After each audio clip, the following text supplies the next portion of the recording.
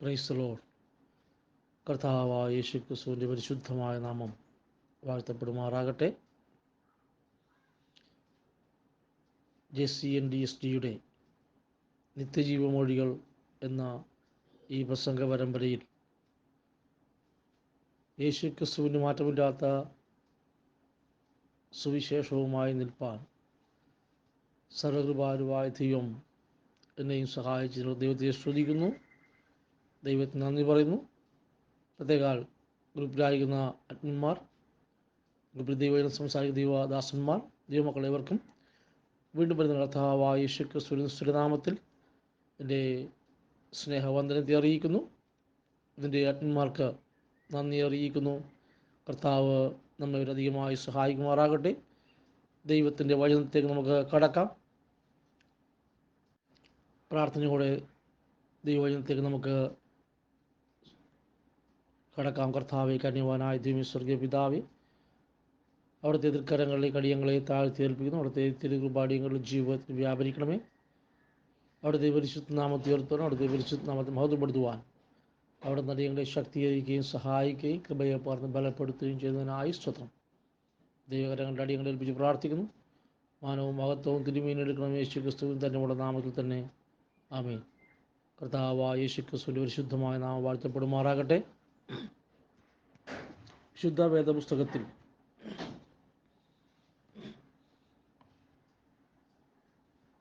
പാപങ്ങളുടെ മോചനത്തിന് കർത്താവായ യേശുക്രിസ്തുവിൻ്റെ നാമത്തിൽ സ്നാനമേൽപ്പീൻ എന്ന് അപ്പോസ്തലന്മാരിൽ പ്രധാനിയും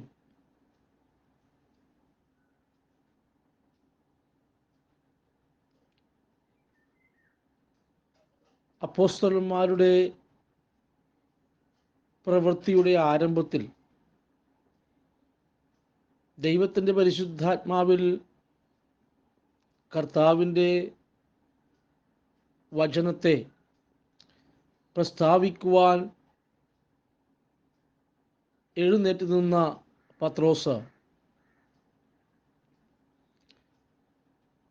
ക്രിസ്തീയ സഭയുടെ മധ്യത്തിൽ ആദ്യമായി നൽകപ്പെട്ട ക്രിസ്തുവിൻ്റെ സന്ദേശത്തെ അപ്പോസ്തലപ്രവൃത്തി 2-ാം അധ്യായത്തിൻ്റെ ഭാഗങ്ങളിൽ നമുക്ക് കാണുവാൻ സാധിക്കുന്നു. ക്രിസ്തീയ സഭ ഉടലെടുക്കുന്നത് അപ്പോസ്തലപ്രവൃത്തി 2-ാം അധ്യായത്തിലൂടെയാണ് നമുക്ക് കാണുവാൻ സാധിക്കും. അല്ലെങ്കിൽ പരിശുദ്ധാത്മാവ് അപ്പോസ്തലന്മാരുടെ മേലും കൂടിയിരുന്ന 120 പേരുടെ മേലും കടന്നു വരികയും ആ 120 പേർ പരിശുദ്ധാത്മാവിൽ നിറയുന്നു. അവർ അന്യഭാഷകൾ സംസാരിക്കുന്നു. ദൈവത്തിൻ്റെ പ്രവൃത്തി അവിടെ വെളിപ്പെടുന്നു. പത്രോസ് പ്രസംഗിക്കുവാനിടയായിത്തീരുന്നു. പത്രോസിൻ്റെ പ്രസംഗം കേട്ട പരിശുദ്ധാത്മാവിൽ ഹൃദയത്തിൽ കുത്തുകൊണ്ട ജനം മാനസാന്തരപ്പെട്ട് തങ്ങൾ എന്തു ചെയ്യണമെന്ന് അപ്പോസ്തലന്മാരോട് ചോദിക്കുകയും പത്രോസ് അതിന് മറുപടിയായി അപ്പോസ്തലപ്രവൃത്തി 2:37 മുതലുള്ള വാക്യങ്ങളിൽ വായിക്കുമ്പോൾ, നിങ്ങൾ മാനസാന്തരപ്പെട്ട് നിങ്ങളുടെ പാപങ്ങളുടെ മോചനത്തിനായി ഓരോരുത്തരും യേശുക്രിസ്തുവിന്റെ നാമത്തിൽ സ്നാനം സ്വീകരിപ്പിൽ എന്ന പരിശുദ്ധാത്മാവെന്ന ദാനം ലഭിക്കും. വാഗ്ദത്തം നിങ്ങൾക്കും നിങ്ങളുടെ മക്കൾക്കും ദൂരസ്ഥന്മാരായ കർത്താവായ യേശുക്രിസ്തു വിളിച്ചു വരുന്ന ദൂരസ്ഥന്മാരായ ഏവർക്കും ഉള്ളതല്ലോ എന്ന് പത്രോസ് പ്രസംഗിച്ച് അവസാനിപ്പിക്കുന്ന ആ പ്രബോധനത്തിൽ നിന്നാണ് ക്രിസ്തീയ സഭയുടെ ആരംഭം എന്ന് നമുക്ക് കാണുവാൻ സാധിക്കുന്നു. ക്രിസ്തീയ സഭയുടെ ആരംഭത്തിൽ തന്നെ യേശുക്രിസ്തുവിൻ്റെ സുവിശേഷത്തിൽ വിശ്വസിക്കുന്നവൻ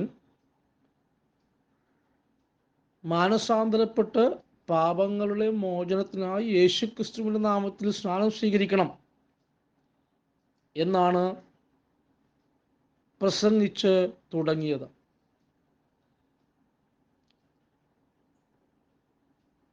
സഭയുടെ ആരംഭത്തിൽ തന്നെ അത് വ്യക്തമായി നമുക്ക് കാണുവാൻ സാധിക്കുന്നു. സഭ പണിയപ്പെട്ട ഉപദേശ സത്യങ്ങൾ, മാനസാന്തരം, പാപങ്ങളിലെ മോചനത്തിനായുള്ള യേശുക്രിസ്തുവിന്റെ നാമത്തിലുള്ള സ്നാനം, പരിശുദ്ധാത്മാവ്, അപ്പോസ്തലന്മാരുടെ ഉപദേശം, കൂട്ടായ്മ, അപ്പം നുറുക്കൽ, പ്രാർത്ഥന, ഈ 7 അടിസ്ഥാന ഉപദേശങ്ങളിൽ മേൽ ദൈവത്തിൻ്റെ സഭ പണിയപ്പെട്ടു എന്ന് നമുക്ക് മനസ്സിലാക്കുവാനിടയായിത്തീരുന്നു.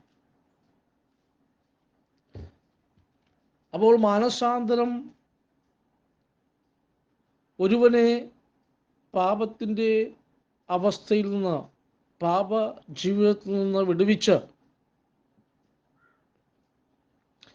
പാപങ്ങളുടെ മോചനത്തിനായുള്ള സ്നാനത്തിലേക്ക് നയിക്കുന്നു.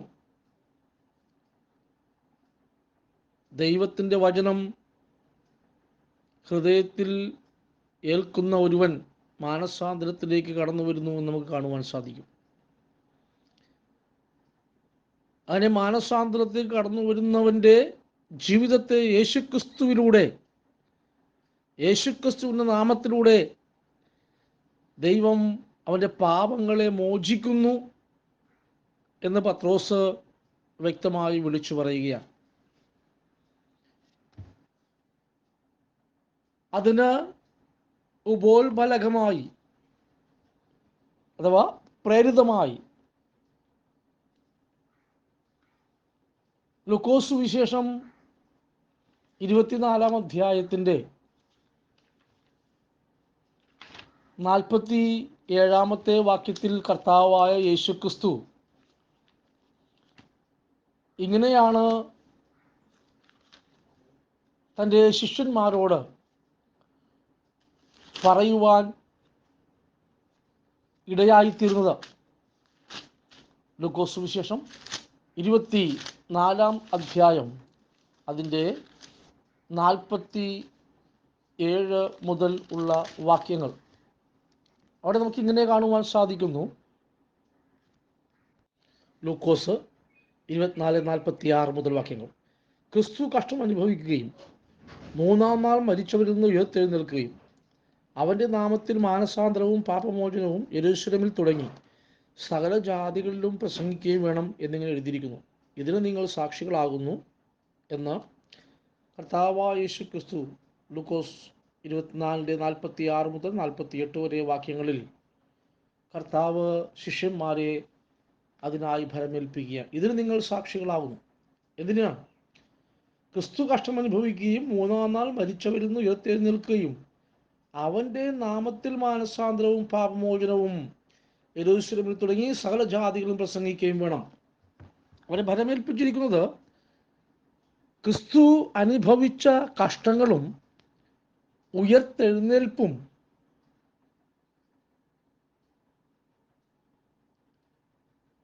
എന്തിനു വേണ്ടിയുള്ളതാണ്? മാനവകുലത്തിൻ്റെ പാപത്തിന് പരിഹാരമായിട്ടുള്ളതാണ്.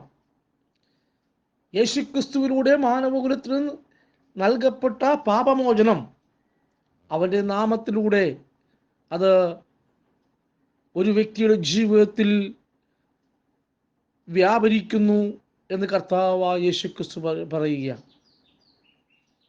അപ്പോൾ ലോകമയത്വത്തിൽ ജീവിച്ച, ലോകപരമായി ജീവിച്ച, ലോകത്തിൻ്റെ മോഹത്തിൽ ജീവിച്ച ഒരു മനുഷ്യൻ ആ ലോകമോഹങ്ങളെ വിട്ട്, ലോകത്തിൻ്റെ അവസ്ഥകളെ വിട്ട് ദൈവത്തിലേക്ക് തിരിയുവാൻ, മാനസാന്തരപ്പെടുവാൻ ഇടയായിത്തീരുമ്പോൾ, അങ്ങനെ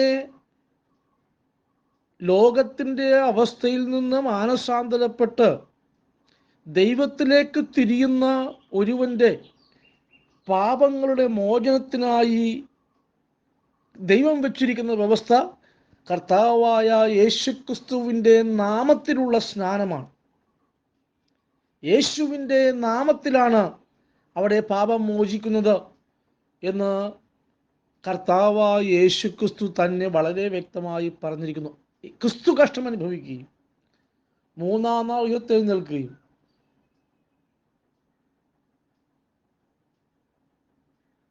അവൻ്റെ നാമത്തിൽ മാനസാന്തരവും പാപമോചനവും യെരൂശലേമിൽ തുടങ്ങിയ സകല ജാതികളോടും പ്രസംഗിക്കണം. ഇതിന് നിങ്ങൾ സാക്ഷികളാവുന്നുവെന്ന് കർത്താവ് പറഞ്ഞു. അപ്പോൾ ക്രിസ്തു കഷ്ടം അനുഭവിക്കുകയും മൂന്നാം നാൾ മരിച്ചവർ ഉയർത്തെഴുന്നേൽക്കുകയും ചെയ്തു എന്നുള്ള സത്യം, ആ ക്രിസ്തുവിൻ്റെ നാമത്തിൽ മാനസാന്തരവും പാപമോചനവുമുണ്ട്.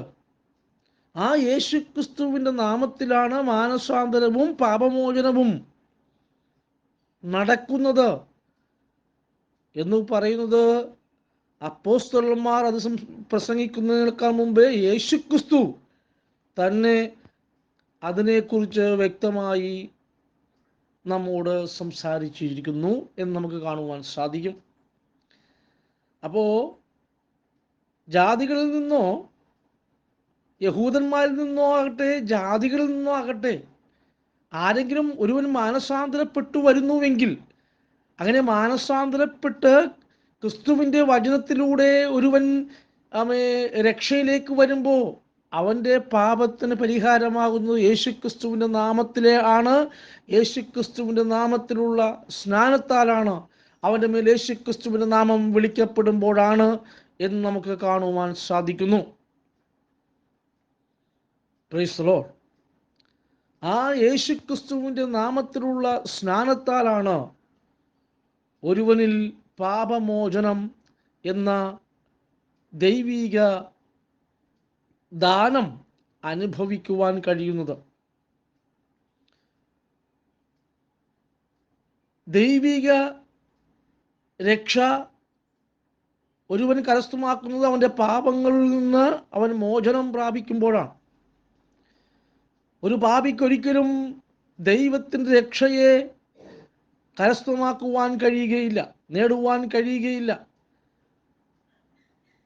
പാപിയുടെ പ്രാർത്ഥന ദൈവം കേൾക്കുകയില്ല. പാപത്തിന് ശമ്പളം മരണമാകുന്നു ഇത്യാദി വചനങ്ങൾ നമുക്ക് വളരെ വ്യക്തമായി മനസ്സിലാക്കുവാനിടയായിത്തീരും. അതുകൊണ്ട് പാപിയായിരുന്നവൻ, പാപത്തിന് അടിമപ്പെട്ട് ഇരുന്ന ലോകമനുഷ്യൻ, അവനെ സംബന്ധിച്ച് അവൻ മാനസാന്തരപ്പെടുമ്പോൾ അവന് പാപമോചനം ലഭിക്കുന്നത് കർത്താവായ യേശുക്രിസ്തുവിൻ്റെ നാമത്തിൽ ആണ്. അത് അവൻ സ്നാനം സ്വീകരിക്കുന്നതിലൂടെ, യേശുക്രിസ്തുവിനെ ധരിക്കുന്നതിലൂടെ അവൻ്റെ നാമത്തിൽ പാപമോചനം ഒരു വ്യക്തിക്ക് ലഭിക്കുന്നു. അഥവാ യേശുക്രിസ്തുവിൻ്റെ നാമത്തിൽ ഒരു വ്യക്തിക്ക് പാപമോചനം ലഭിക്കുന്നുവെന്ന് കർത്താവായ യേശുക്രിസ്തു തന്നെ വളരെ വ്യക്തമായി ലൂക്കോസ് 24:47 നമ്മോട് പറഞ്ഞിരിക്കുകയാണ്. വീണ്ടും പാപസംബന്ധമായി നാം മരിച്ച് നീതിക്ക് ജീവിക്കണം എന്നാണ് അപ്പോസ്തലനായ പൗലോസിലൂടെ പരിശുദ്ധാത്മാവ് ദൈവസഭയോട് ഓർമ്മപ്പെടുത്തുന്നത്. ദൈവസഭയിൽ ഒരു മനുഷ്യൻ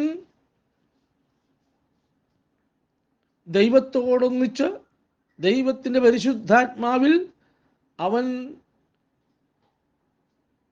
രക്ഷാനിർണയം പ്രാപിച്ച് അല്ലെങ്കിൽ രക്ഷിക്കപ്പെട്ട് യേശുക്രിസ്തു നാമത്തിൽ സ്നാനപ്പെട്ട് പരിശുദ്ധാത്മാവ് പ്രാപിച്ച് ദൈവസഭയിൽ അവനംഗമായി ദൈവത്തെ ആരാധിച്ചുകൊണ്ട്, ദൈവത്തെ മഹത്വപ്പെടുത്തിക്കൊണ്ട്, ദൈവനാമം മഹത്വപ്പെടുത്തിക്കൊണ്ട് അവൻ ഈ ഭൂമിയിൽ ജീവിക്കുകയാണ്. ഒരു വിശുദ്ധമായ ജീവിതം നയിപ്പാൻ കർത്താവ് എല്ലാവരെയും ആഹ്വാനം ചെയ്യുന്നു. എന്നാൽ യോഹന്നാന്റെ ലേഖനം 1-ാം അധ്യായത്തിൻ്റെ 7 മുതലുള്ള വാക്യങ്ങൾ വായിക്കുമ്പോൾ നമുക്കിങ്ങനെ കാണുവാൻ സാധിക്കുന്നു. അവൻ വെളിച്ചത്തിൽ ഇരിക്കുന്നത് പോലെ നാം വെളിച്ചത്തിൽ നടക്കുന്നുവെങ്കിൽ നമുക്ക് തമ്മിൽ കൂട്ടായ്മയുണ്ട്. അവൻ്റെ പുത്രനായ യേശുവിൻ്റെ രക്തം സകല പാപവും പോക്കി നമ്മെ ശുദ്ധീകരിക്കുന്നു. നമുക്ക് പാപമില്ല എന്ന് നാം പറയുന്നുവെങ്കിൽ നമ്മെ തന്നെ വഞ്ചിക്കുന്നു, സത്യം നമ്മളില്ലാതെയായി. നമ്മുടെ പാപങ്ങളെ ഏറ്റുപറയുന്നുവെങ്കിൽ അവൻ നമ്മോട് പാപങ്ങളെ ക്ഷമിച്ച് സകല അനീതിയും പോക്കി നമ്മെ ശുദ്ധീകരിക്കുവാൻ തക്കവണ്ണം വിശ്വസ്തനും നീതിമാനുമാകുന്നു. നാം പാപം ചെയ്തിട്ടില്ല എന്ന് പറയുന്നുവെങ്കിൽ അവൻ അസത്യവാദിയാക്കുന്നു, അവൻ്റെ വചനം നമ്മളില്ലാതെയായി. ഒരു വിശ്വാസി അനുദിന ജീവിതത്തിൽ ദൈവത്തോട് വിശ്വസ്തയില്ലായ്മയോ ലോകത്തിൻ്റെ അവസ്ഥകളിൽ അവൻ വ്യാപരിക്കുകയോ ചെയ്താൽ അവൻ്റെ ശുദ്ധീകരണത്തിനായി ദൈവവചനത്തിൽ അപ്പോസ്തലന്മാരിലൂടെ നൽകപ്പെട്ട ആത്മീക ശുശ്രൂഷയുടെ ഒരു ഭാഗമാണ് ഇവിടെ നമുക്ക് കാണുവാൻ കഴിയുന്നത്. അതെന്താണ്? അവൻ വെളിച്ചത്തിലിരിക്കുന്ന പോലെ നാം വെളിച്ചത്തിൽ നടക്കുന്നുവെങ്കിൽ നമുക്ക് തമ്മിൽ കൂട്ടായ്മയുണ്ട്. അവൻ്റെ പുത്രനായ യേശുവിൻ്റെ രക്തം സകല പാപവും പോക്കി നമ്മെ ശുദ്ധീകരിക്കുന്നു. ഇവിടെ ഒരു വിശ്വാസിയുടെ ശുദ്ധീകരണത്തെയാണ് ആസ്പദമാക്കിയിരിക്കുന്നത് വിഷയം. മാനസാന്തരപ്പെട്ട പാപങ്ങളുടെ മോചനത്തിനായി യേശുക്രിസ്തു നാമത്തിൽ സ്നാനം സ്വീകരിച്ച പാപമോചനം ലഭിച്ച പരിശുദ്ധാത്മാവ് പ്രാപിച്ച് ഈ ഐഹിക ജീവിത കാലയളവിൽ ഈ ലോകത്ത് ഒരു വിശ്വാസിയായി അവൻ ജീവിക്കുമ്പോൾ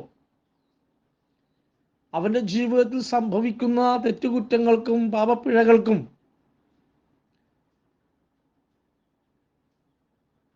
ദൈവത്തിൻ്റെ പരിശുദ്ധാത്മാവിനാൽ നൽകപ്പെട്ടിരിക്കുന്ന ശുദ്ധീകരണം പ്രാപിക്കുവാൻ ദൈവം വച്ചിരിക്കുന്ന ഒരു കാര്യമാണ് യേശുക്രിസ്തുവിൻ്റെ രക്തത്താലുള്ള ശുദ്ധീകരണം. നമുക്കറിയാം, ലേഖനങ്ങൾ എഴുതപ്പെടുന്നത് വിശ്വാസികൾക്ക് വേണ്ടിയാണ്, പുറത്തുള്ളവർക്ക് വേണ്ടിയല്ല. അപ്പോൾ യോഹന്നാൻ ഈ ലേഖനം എഴുതുമ്പോൾ അത് വിശ്വാസിയായിരിക്കുന്ന ഒരു സഹോദരനോ സഹോദരിയോ അവൻ്റെ ജീവിതത്തിൽ ദൈവവുമായുള്ള ബന്ധത്തിൽ എന്തെങ്കിലും വിള്ളൽ വന്നാൽ, ഏതെങ്കിലും തരത്തിൽ ഒരു തെറ്റുകുറ്റങ്ങൾ അവൻ്റെ ജീവിതത്തിൽ വന്നാൽ അത് ദൈവത്തോട് ഏറ്റുപറഞ്ഞ് ഉപേക്ഷിക്കണം എന്ന് ദൈവവചനത്തിൽ വളരെ വ്യക്തമായി നിഷ്കർഷിക്കുന്നുണ്ട്. റോമാലേഖനം 12-ാം അധ്യായത്തിൽ അതിനെക്കുറിച്ചാണ് അപ്പോസ്തലനായ പൗലോസ് പറയുവാൻ ഇടയായിരിക്കുന്നത്. റോമാലേഖനം 12-ാം അധ്യായത്തിൽ, സഹോദരന്മാരെ, ഞാൻ ദൈവത്തിൻ്റെ മനസ്സരം ഉറപ്പിച്ച് നിങ്ങളെ പ്രബോധിപ്പിക്കുന്നത്, നിങ്ങൾ ബുദ്ധിയുള്ള ആരാധനയായി നിങ്ങളുടെ ശരീരങ്ങളെ ജീവനും വിശുദ്ധിയും ദൈവത്തിന് പ്രസാദവുമുള്ള യാഗമായി സമർപ്പിപ്പിൻ. ഈ ലോകത്തിന് അനുരൂപമാകാതെ നന്മയും പ്രസാദവും പൂർണ്ണതയുമുള്ള ദൈവികത വിനോദം തിരിച്ചറിയേണ്ടതിന് മനസ്സ് പുതുക്കി രൂപാന്തരപ്പെടുവിൻ. മനസ്സ് പുതുക്കത്തിലൂടെ നന്മയും പ്രസാദവും പൂർണ്ണതയുമുള്ള ദൈവികതത്തെ തിരിച്ചറിയുവാൻ അപ്പോസ്തലൻ വിശ്വാസികളോട് ആഹ്വാനം ചെയ്യുകയാണ്. അപ്പോൾ അവിടെ അനുദിനം നാം മനസ്സ് പുതുക്കി രൂപാന്തരപ്പെടണം എന്ന് പൗലോസിലുള്ള പരിശുദ്ധാത്മാവ് പറയുക. അനുദിനം നാം രൂപാന്തരപ്പെടണം. നമ്മുടെ അനുദിന ജീവിതത്തിൽ രൂപാന്തരം വരുത്തിക്കൊണ്ട് ദൈവവുമായി താതാത്മ്യപ്പെടുത്തിക്കൊണ്ടൊരു ജീവിതം നാം നയിക്കണമെന്ന് പരിശുദ്ധാത്മാവ് പൗലോസിലൂടെ പറയുക. നമ്മുടെ ജീവിതത്തിൽ കുറ്റങ്ങളും കുറവുകളുമുണ്ട്.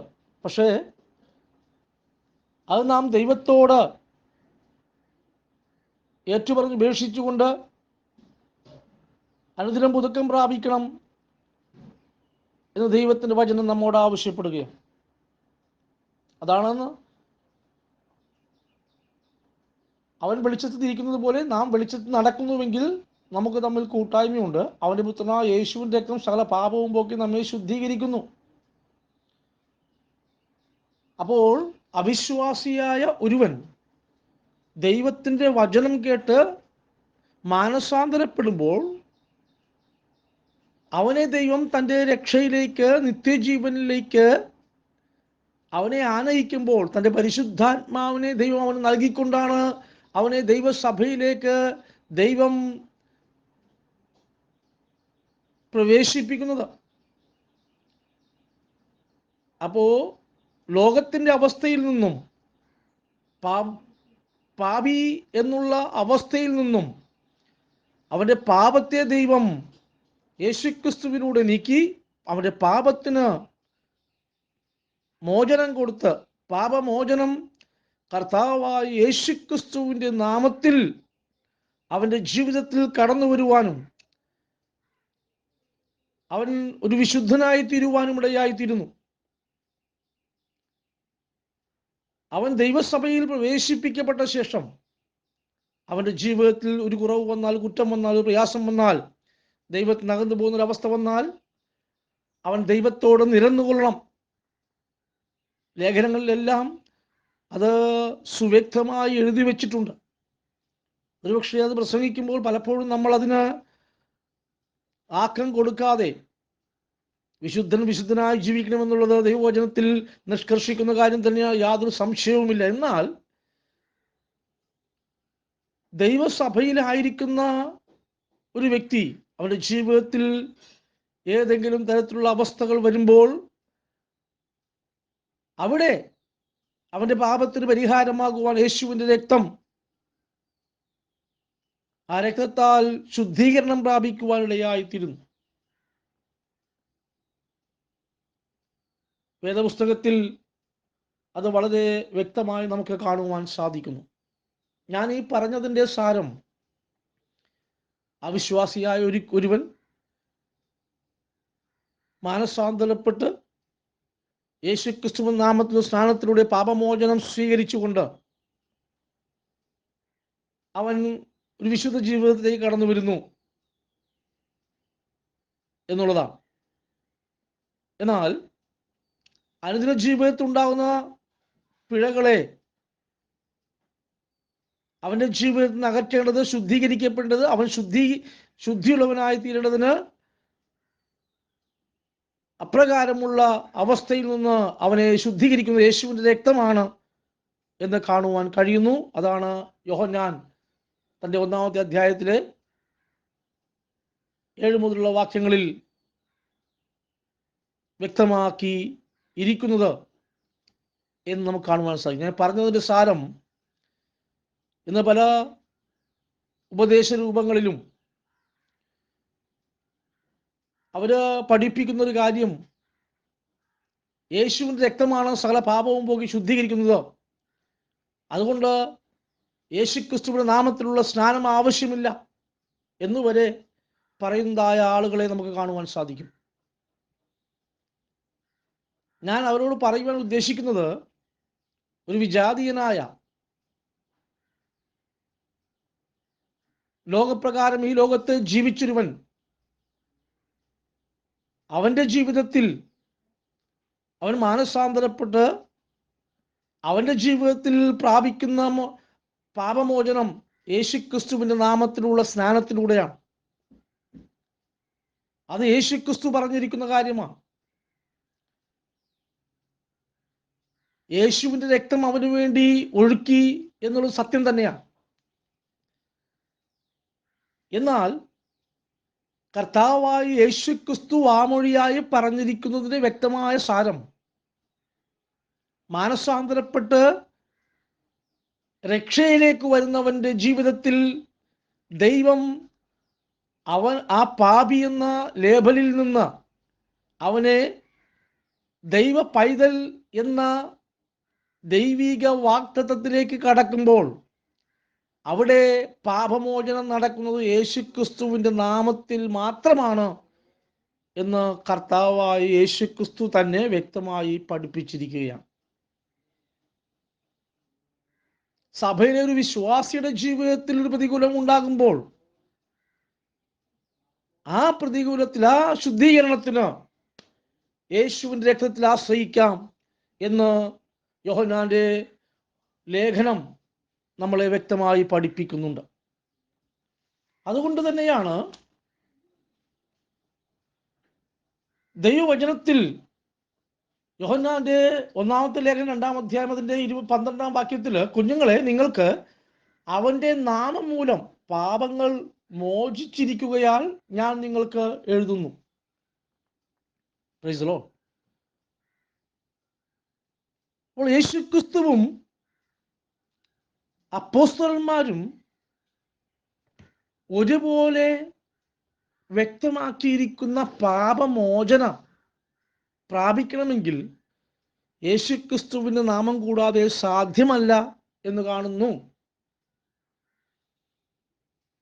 അവിശ്വാസിയായ ഒരുവന്റെ ജീവിതത്തിൽ മാനസാന്തരം ക്രിസ്തുവിൻ്റെ വചനത്താൽ കടന്നു വരുമ്പോൾ അവൻ പാപമോചനം പ്രാപിക്കുന്നത് യേശുക്രിസ്തുവിൻ്റെ നാമത്തിലാണ് എന്ന് വളരെ വ്യക്തമായി ദൈവവചനത്തിലൂടെ നമുക്ക് മനസ്സിലാക്കുവാനിടയായിത്തീരുന്നു. ഞാൻ ഇത്രയും വ്യക്തമായത് പറയുവാൻ കാരണം ഇന്ന് യേശുക്രിസ്തുവിൻ്റെ രക്തത്താൽ ആണ് ഒരുവന്റെ പാപം മോചിക്കപ്പെടുന്നത്. അതുകൊണ്ട് യേശുക്രിസ്തുവിൻ്റെ നാമത്തിലുള്ള സ്നാനത്തിന് യാതൊരുവിധ പ്രാധാന്യവുമില്ല എന്ന് വരുത്തി തീർക്കുവാൻ മനഃപൂർവമായ ശ്രമം നടക്കുന്നു എന്ന് നമുക്ക് കാണുവാൻ സാധിക്കുന്നു. യേശുനാമക്കാരുടെ ഉപദേശമാണ് യേശുക്രിസ്തുവിൻ്റെ നാമത്തിലുള്ള പാപമോചനം. അല്ലാതെ അത് യേശുക്രിസ്തുവിൻ്റെയോ അപ്പോസ്തലന്മാരുടെയോ ഉപദേശമല്ല എന്ന് അങ്ങനെയുള്ളവർ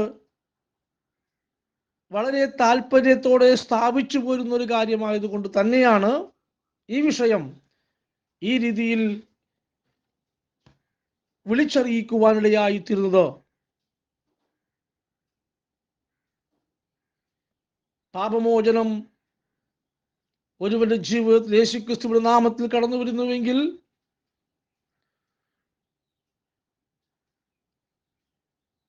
അവന്റെ മുമ്പോട്ടുള്ള വിശുദ്ധ ജീവിതത്തിന്റെ ശുദ്ധീകരണത്തിന് ദൈവത്താൽ നൽകപ്പെട്ടിരിക്കുന്ന ഉപദേശമാണ് യേശുവിന്റെ രക്തത്താലുള്ള പാപമോചനം.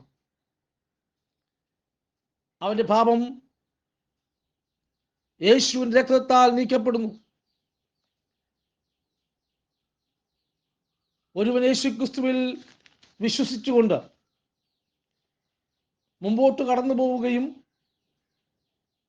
അവന്റെ ജീവിത ശുദ്ധീകരണത്തിനായി കർത്താവായ യേശുവിന്റെ രക്തത്തിൽ ആശ്രയിക്കുകയും ചെയ്യുക എന്നുള്ളതാണ് അപ്പോസ്തലന്മാർ നൽകിയിരിക്കുന്ന മാതൃക. ജീവിത വിശുദ്ധിയിൽ നിലനിൽപ്പാൻ, ജീവിത ശുദ്ധീകരണത്തിൽ നിലനിൽപ്പാൻ നമ്മെ പ്രാപ്തന്മാരാക്കുന്നത് യേശുവിന്റെ രക്തത്താലുള്ള ശുദ്ധീകരണമാണ് എന്നതിലൂടെ നമുക്ക് മനസ്സിലാകുവാനിടയായിത്തീർന്നു. അതുകൊണ്ട് മാനസാന്തരപ്പെടുന്ന ഒരു വ്യക്തിയുടെ ജീവിതം യേശുക്രിസ്തുവിന്റെ നാമത്തിലുള്ള പാപമോചനത്തിലൂടെ രക്ഷയിലേക്ക് കടന്നു വരികയും മാനസാന്തരപ്പെട്ട് വിശുദ്ധ ജീവിതം കഴിക്കുന്ന ഒരു വ്യക്തിയെ സംബന്ധിച്ച് അവന്റെ ജീവിതത്തിലെ ശുദ്ധീകരണത്തിന് യേശുക്രിസ്തുവിന്റെ രക്തം പര്യാപ്തമാവുകയും ചെയ്യുന്നു എന്ന് നമുക്ക് ദൈവത്തിന്റെ വചനത്തിലൂടെ വളരെ വ്യക്തമായി കാണുവാൻ കഴിയുന്നു.